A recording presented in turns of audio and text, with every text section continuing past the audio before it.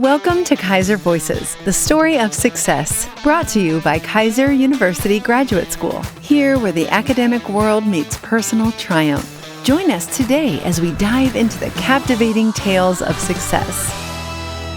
Welcome back, everybody, to another episode of Keiser Voices. We're excited to continue the conversation on mental health as we look at mental health all month of May.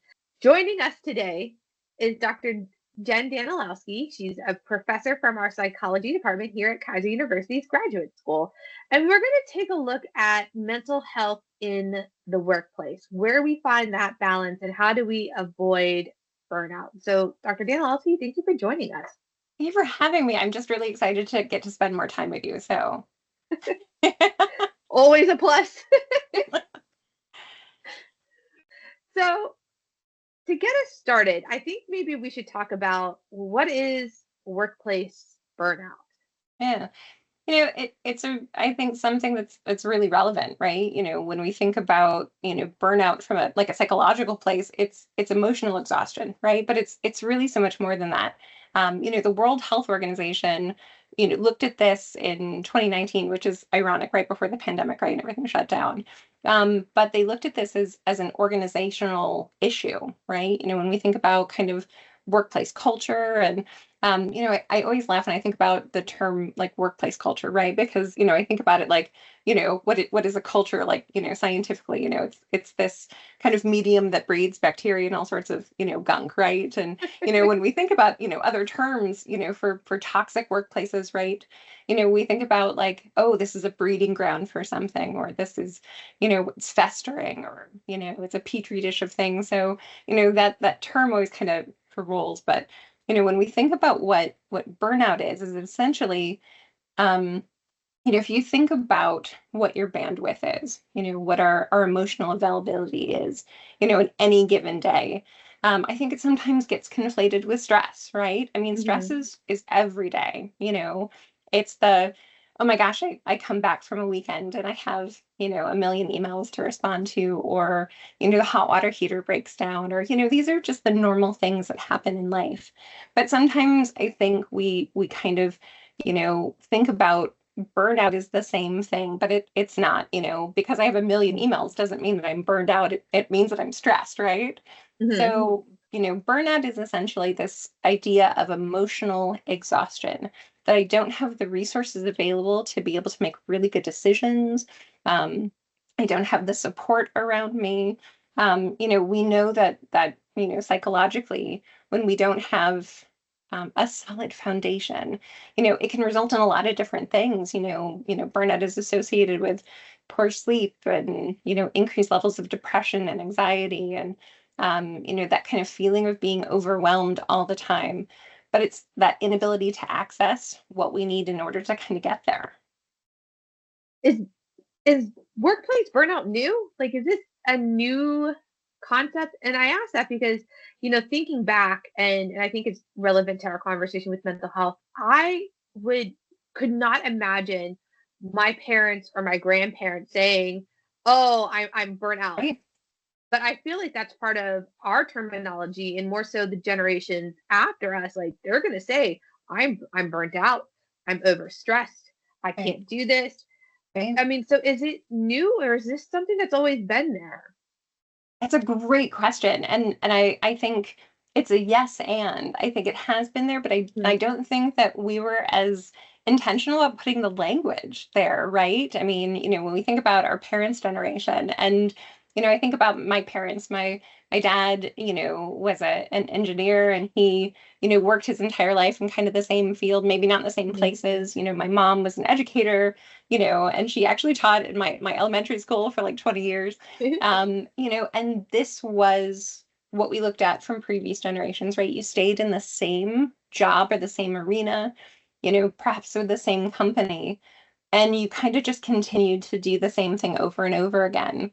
So, in what ways were the resources there and available to help support individuals when they kind of hit that block, right? I mean, thinking about our parents, right?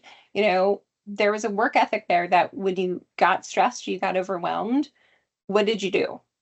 You dug in deeper, you worked harder, you worked more hours. When your boss asked you to do something, you said yes. Where I think our generation and the generations that are coming after, I'm not sharing how old I am, so, don't ask. Um, but, these new generations, I think, are doing such a better job at saying no, right? Like, no is a complete sentence, right? Let's try Mhm. it together. Ready? No. No. Like, it feels good, right? To be able to say, here's a boundary. So I think it's a great question. I think we're putting terms and language into how we've been feeling for a long time. So why does workplace burnout become such an increasing concern in industries? You know, I think it's a really um I think there are a lot of different places, we can kind of go with that. Hmm. I kind of going back to the idea of language. There, it almost has become kind of like a buzzword, right? Like when we talk about burnout or, things being triggering, these terms are kind of becoming pervasive in society, but psychologically they have really intentional kind of definitions. I think, you know, we're in a kind of a different arena of what we do now. I think the pandemic kind of helped with that. I know that that's sometimes when people think about the pandemic, of course, I'm not trying to negate what happened and how we were changed as a society in really pejorative ways. But I'm a positive psychologist, so trying to look at the how do we reframe, how do we take this and use it as a learning opportunity, right? Hmm. So I think with COVID and being in lockdown, we recognized more of what we actually needed in terms of the cultures that represented traditional brick and mortar institutions. Because, previous to that, that was what you did. You were at a desk if you taught, you moved into a classroom, you came back to a desk, you had a finite space, right? But the pandemic allowed us to be able to shift that. And so, I think we're recognizing that we don't have to have one set of circumstances in order to breed a really successful workplace. I love working remotely. We were talking about this, as parents, I get to be able to spend time with my daughter, Hmm. but I think it's really intentional that, there are, ways in which we create these kind of, um, intentional settings for being in different workplaces. I think organizations are recognizing that they have to be a little more flexible with individuals, especially to meet these needs. And so I think that's kind of the good that came out of the pandemic and really being able to see how do we meet the expectations of individuals? How do we, promote healthy spaces? How do we prevent people from becoming emotionally depleted? How do we, prevent that kind of depersonalization that happens? Because that's part of that, that uptick of not feeling like we're, managing ourselves, not feeling like we're being able to be successful. Burnout can be, something that we think of as very chronic and insidious when we don't take care of ourselves. And I think with what you're saying too, with a couple of your points, when we look back at COVID, yes, like you said, it was a terrible, I mean, it's a pandemic. They call it that for a reason. Right. But positives did come out of it, and I think it's helping to break that mental health stigma on saying, like, Right. I'm not okay. And that's in more than one venue. Like, emotionally, I'm not okay at work. Right. I'm not okay in this setting. And so I really think that, with what you said, that we are starting to see a break in that stigma, which is what our goal is by having these conversations in the first place. And I think that's added to that language that we're hearing now, like burnout, like triggering. We're saying it because it's the Right. truth. Right. And I think to your point, having the courage and the space to be able to say, "Hey, I'm not okay. I might need some support or assistance here." And having companies and organizations meet the person where they're at. I think that is such an important thing, leaning into compassion and empathy. That's where I think organizations are starting to slowly make that shift to, and that's so important. So I'm so glad you said that. to just be able to say, I'm not okay, and that be okay. That breaks that stigma. Right. But when we look at the workplace environment, what can employers do to create an environment that maybe prevents burnout, and also is it still able to prioritize mental health? Yeah. I think it has to be part and parcel of the organizational culture. We talked about the pejorative terms like the petri dish, right? So how do we shift that? I think it's really about transparency. I have worked, in different fields, and I remember stepping away from roles that, I loved because of the toxicity of the workplace. Because when I had an issue or a situation, I didn't feel comfortable being able to go to my supervisor and say, "Hey, I'm having this situation," or worse, that I had to go over that person's head and go to HR because I didn't feel like I was able to do that. So, I had mentioned, kind of working, remotely. How do we have the flexibility, the agency, and the autonomy to be able to create our own schedules? I'm a mom, so my time is not always a 9 to 5, right? And from the get-go, establishing that whatever timeline works in that way, as long as you're meeting the needs of whatever organization you're in, in this case, it's meeting the needs of my students, responding to, the people who are, asking the questions, being able to attend meetings, those kinds of things, but having the flexibility to do it in yoga pants and, maybe, a shirt with spit up on it, when my daughter was first born. But really having, I think autonomy is a really big part of that. What are the resources that are part of the company? Are there employee assistance programs? Are there counselors available? To support individuals whose, needs might not be met in other ways. It really is a part and parcel of also the leadership team.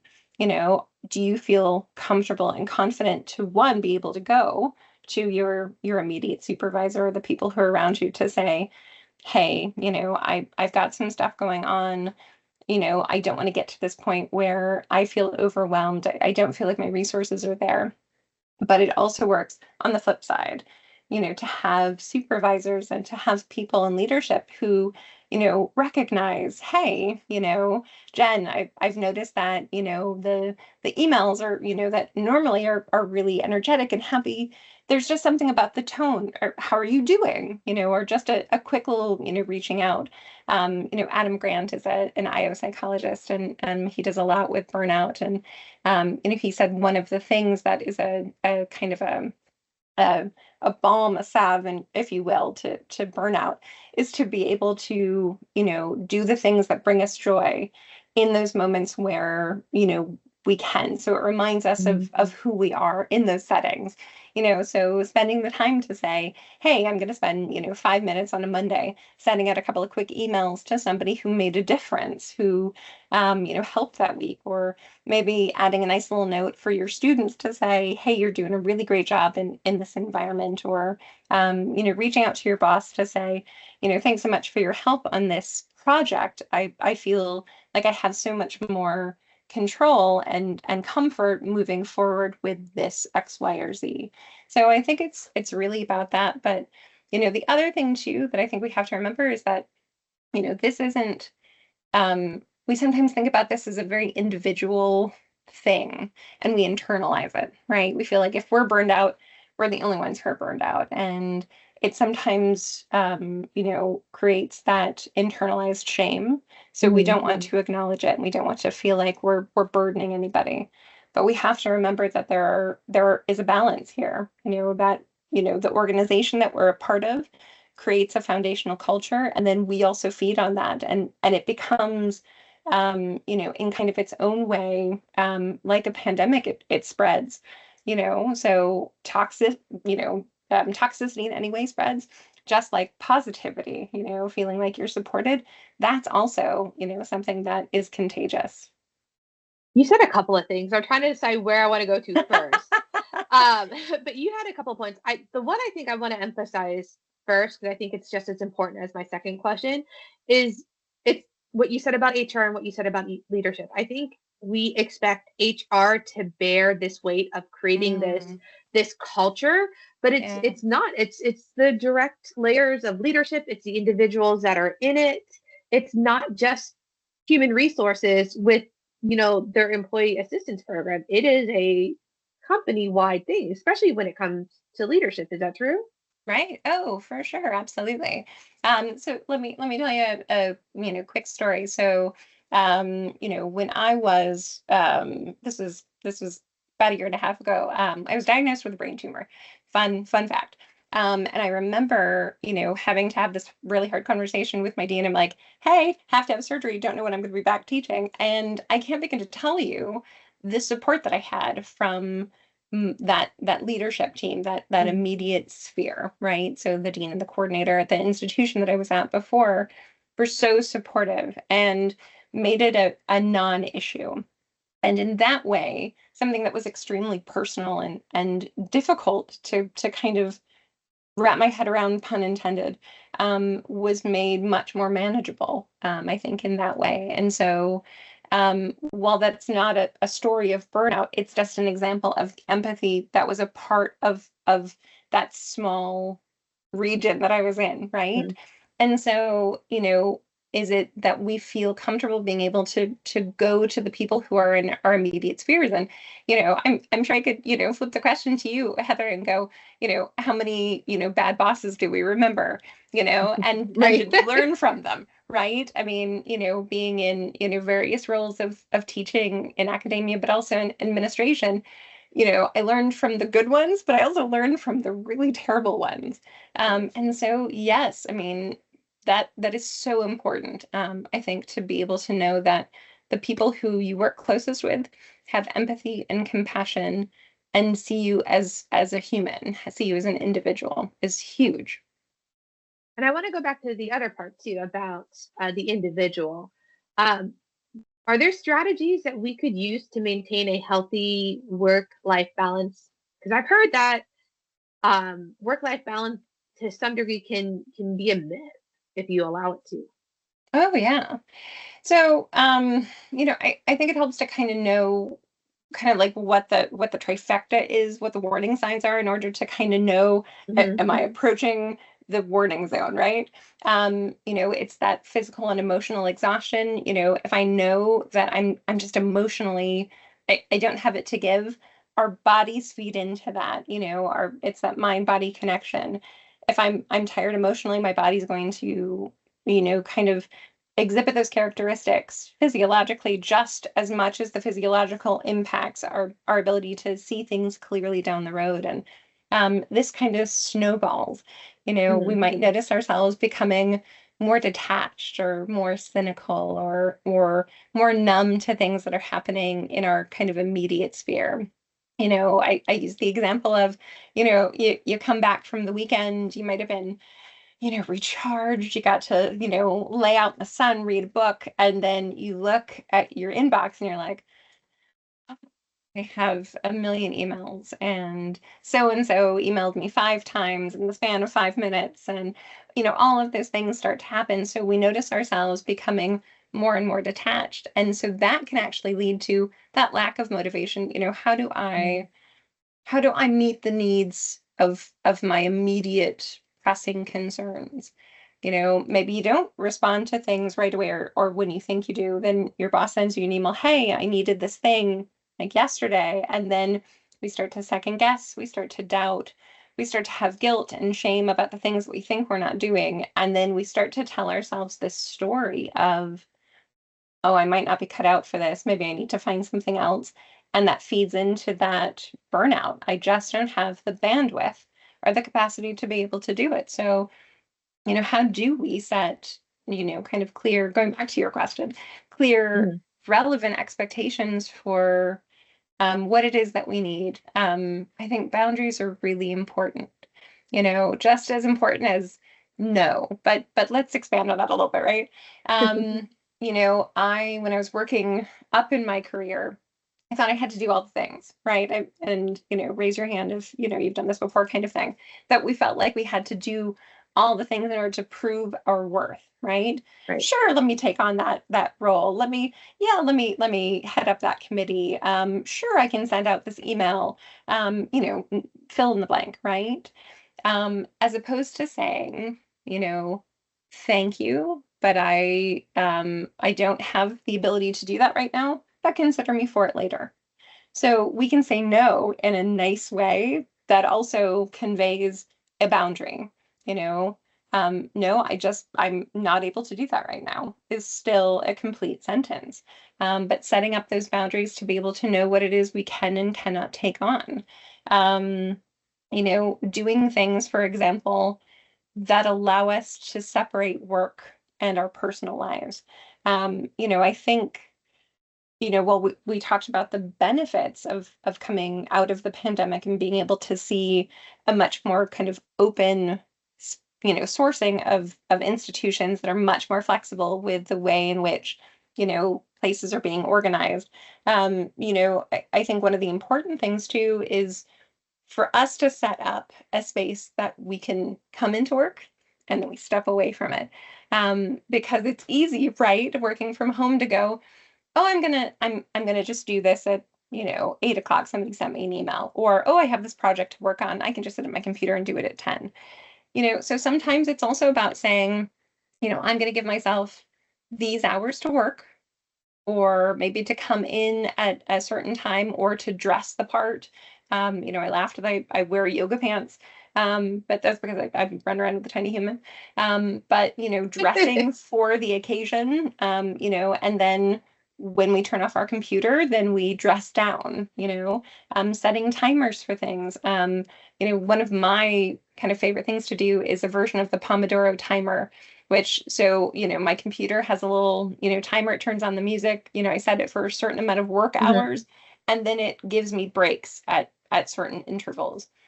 And during that time, I I don't look at my phone. I usually just do a little bit of meditation, some deep breathing, close my eyes for a second, go take a walk, grab some tea, and that's my ability to reset. And what that does is it means I'm not being productive. I'm not responding to an email. I'm not distracting myself, which is why the phone stays away, right? Because, as much as we love our phones and we're constantly attached to them, there's still a distraction, right? Right. So being able to do that in those different ways. I think, and something I didn't mention about the ways in which I think our cultures are different, from the pandemic is that, working from home feels a lot less micromanaging, right? You don't have an office culture where somebody's coming in and knocking on the door to check on your progress and see what you're doing, or you don't have a boss who might be sending you an email every 2 seconds, or demanding that you show your status on whatever kind of the institutional or organizational kind of formatting is for being able to say, hey, I'm on. Those things are I think really essential tools to be able to break away. But yeah, I think setting healthy boundaries, I would say that is the top one for me.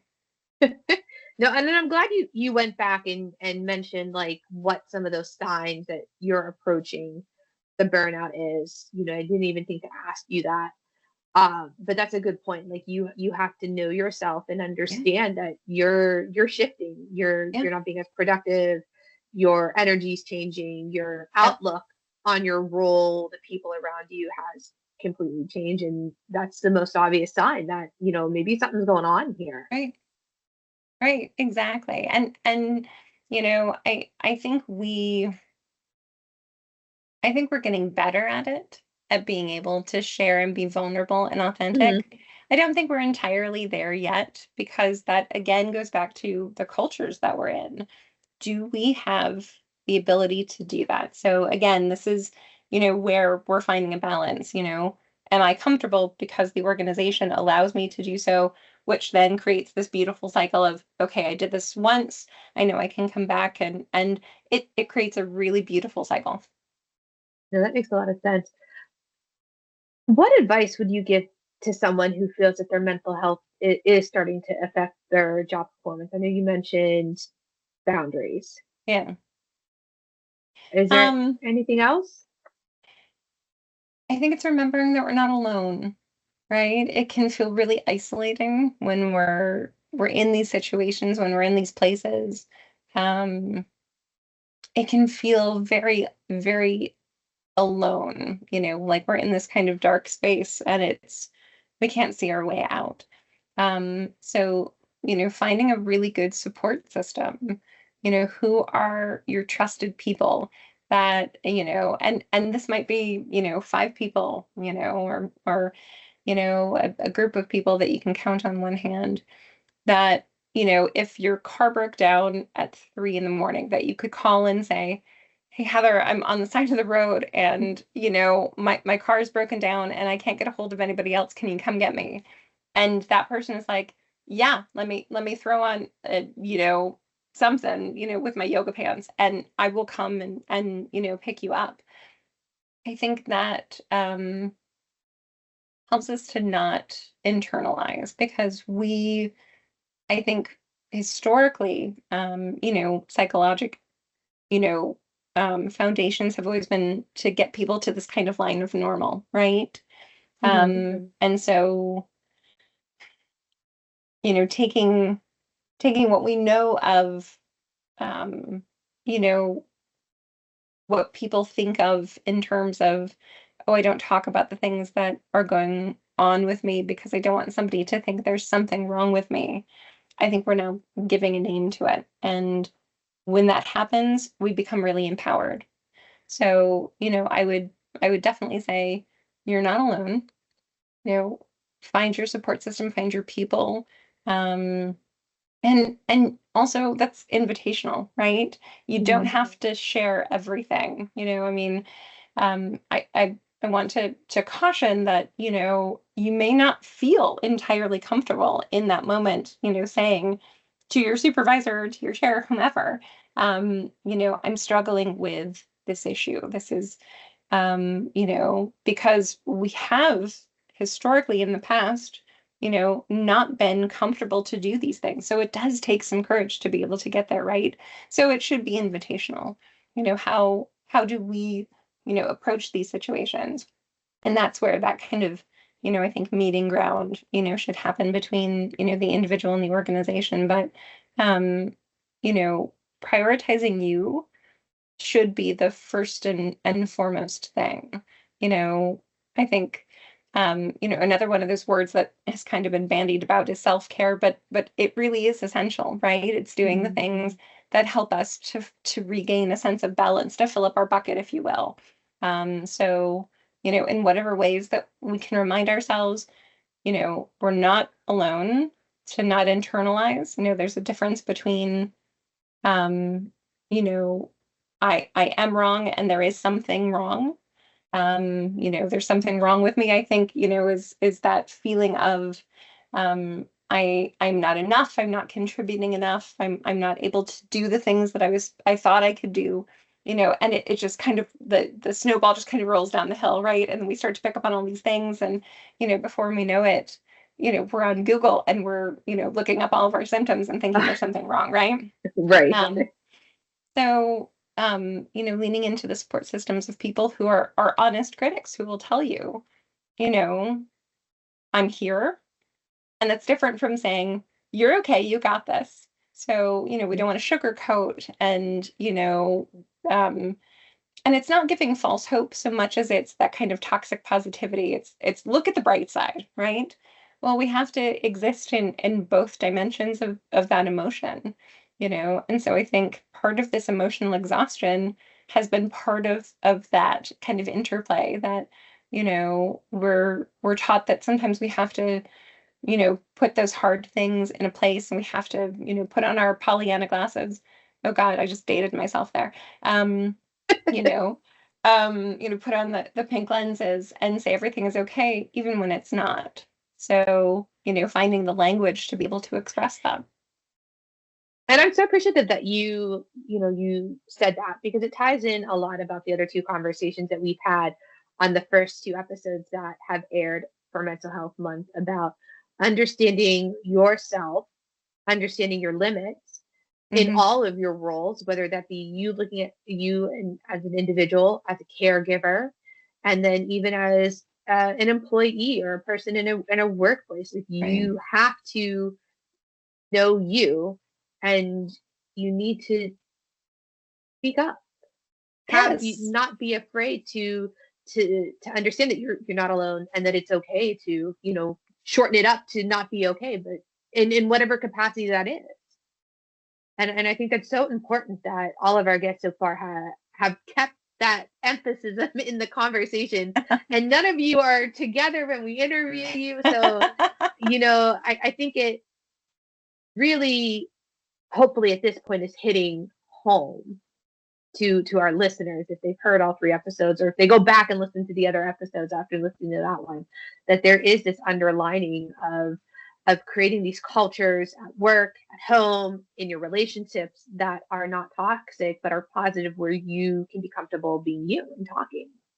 Right. Oh, absolutely.